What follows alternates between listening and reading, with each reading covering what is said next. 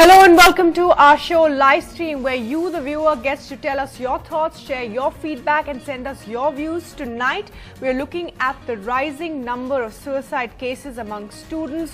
What is the reason for it? Are parents, teachers, schools, educational institutions and the government doing enough to stop it? So we ask, student suicides, India's undeclared emergency. Is it really an emergency now and should we be doing more? Call us or record your video queries and WhatsApp to the numbers on your screens. Tweet us your comments at NDTV live stream. Joining us tonight will be several guests. But before that, let me go across to our reporter Sam Daniel, who is in Chennai and is joining us for the very latest on what students and parents feel there, as there have been several suicides in Tamil Nadu linked to the NEET exams. And Sam, what are people saying?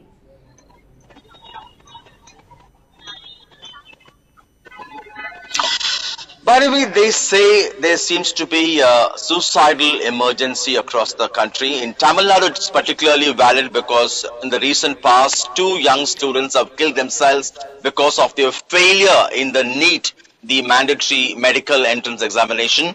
With me, Professor Andrew Sesraj and Vishruti. He's from the Loyola College. Thank you so much for your time. Would you say there is an undeclared suicide emergency across the country? Across the country and especially in Tamil Nadu, there is an undeclared emergency, not just on students, for example, not only for NEET, the farmers, students, government officers, social activists, policemen. Continuously, we are seeing people are not able to put up to the pressure and committing suicide, and there is an undeclared emergency. As a young student, what will be your answer for the question why?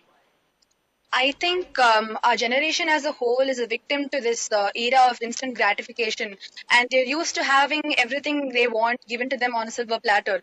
So they don't know what it feels like to work hard and face all those challenges along the way, and they are unable to accept the smallest of disappointments and defeat. And also, I feel we are in a virtual reality right now, and people don't know how to make real-time connections with people. So they don't know how to talk to people when they are under distress. Any solutions, Professor?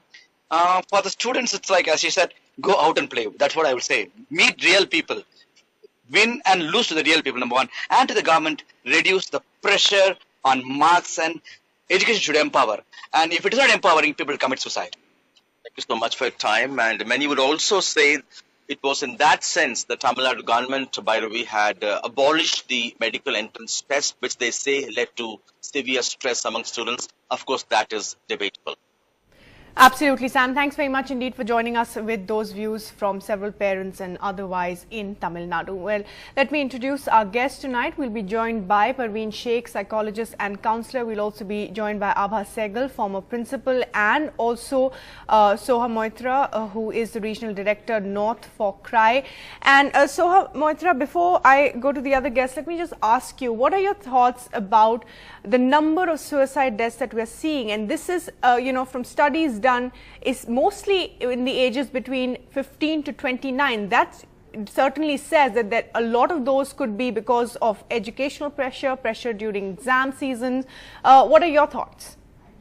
Yeah, this is indeed an emergency, and we really need to look at it from this age bracket, because this is the age group where these children are starting to get isolated, and there is a growing strong value system of individualism which is growing in terms of the fact that they are being exposed to the social media, and they are resorting to the solutions through this media rather than interacting and communicating with their ecosystem. And this ecosystem, which is so fragile, that they resort to these kind of solutions which actually are not helping them.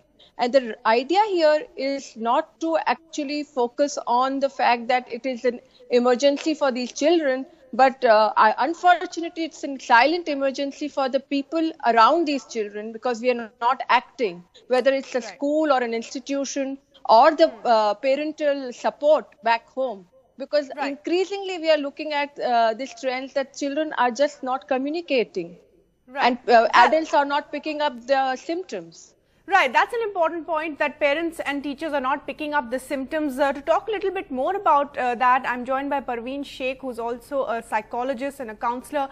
Parveen Shaikh, what has been your experience when you deal with students and and parents? I mean, the fact that India's spending on mental health is only 0.06%, that says a lot about how much we how much importance we give to depression and other such symptoms. Okay, so in the past there's always been pressure about studies, okay, and what's happening right now is a lot of students, the pressure is increasing, the competition is increasing, and so is the students' expectations of themselves, right?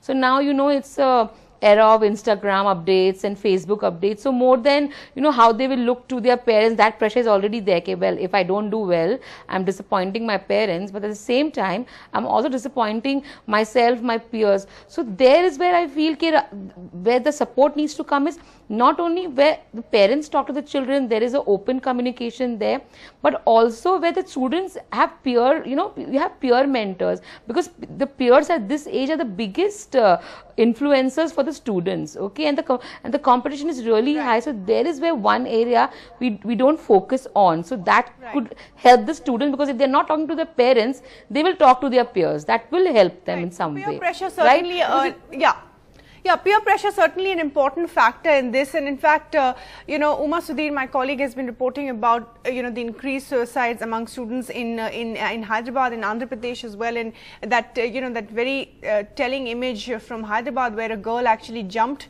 to her death from the top of a building. And let's listen into what Uma had to say when she spoke to several people there.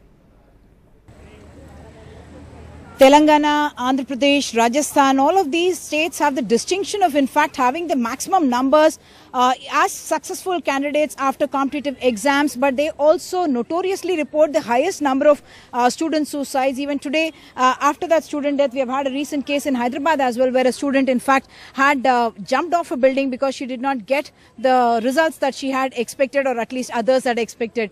You are someone who came through a corporate college, about to join an engineering college, but the stress?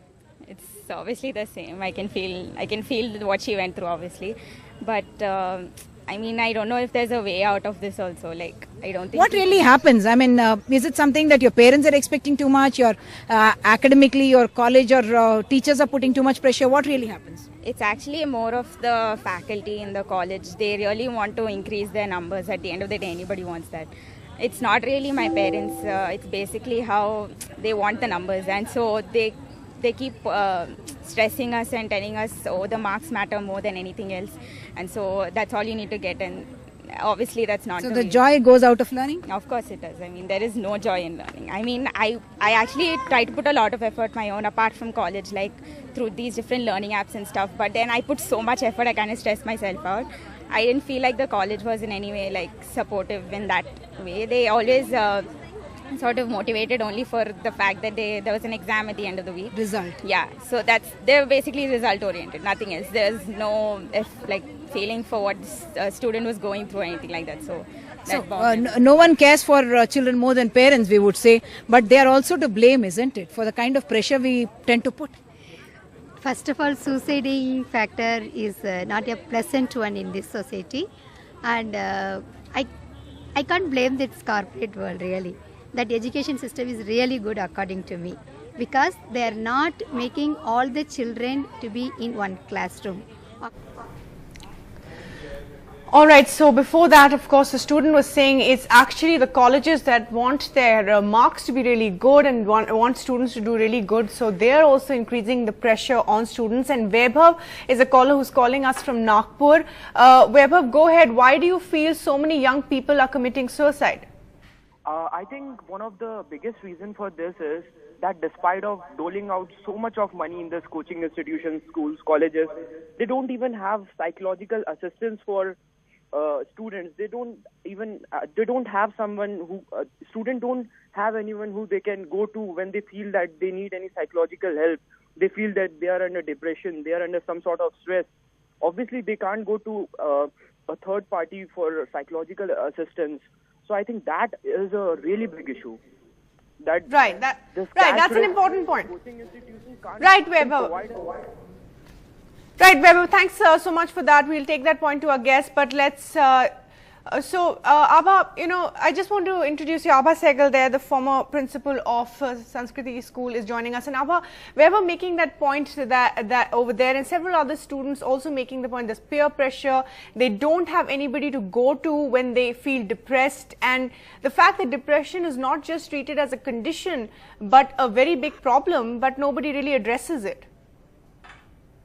I think the first thing that we need to understand is that the first contact of any child is his parent. So I think at this point of time, parents must understand that they have to develop a relationship with their children so that they can come and talk to them about any problem that they must have. I just heard the caller just now, just before I started talking about the lack of counselors. But I very strongly feel that the most effective counselor is your parent. And a number of times in my career, I have noticed and I've seen that children do not go to their parents to speak. And that is extremely, extremely important, that they should go to their parents, talk about their stresses, talk about their misgivings, talk about what is bothering them. Right, but Abha, what about the point, the fact that, look at the cutoffs. I mean, that is just inbuilt pressure in any case, where your life could be determined by 0.5%, whether you make it to a good college or not. And that's, that's in the system. It's not just the parents. So the cutoffs and the good colleges that you're talking about is very, very subjective. What is really good? So this is where the counselor steps in, who is able to tell the students that, look, there is place for everybody. Not everybody will become an IITian. Not everybody will go to AIIMS, but there is space under the sun for everybody. Every child has an ability that can be tapped. And this is the time when we must create that confidence in our young ones. And what I have seen is that we, instead of creating that confidence, we are eroding that confidence. You see the WhatsApp messages where they keep saying that the youth of today has lost its direction, doesn't know where it's going, they have no values. I don't know why we are doing this youth bashing at this point of time. We must really have faith in our children and create that self-confidence in them.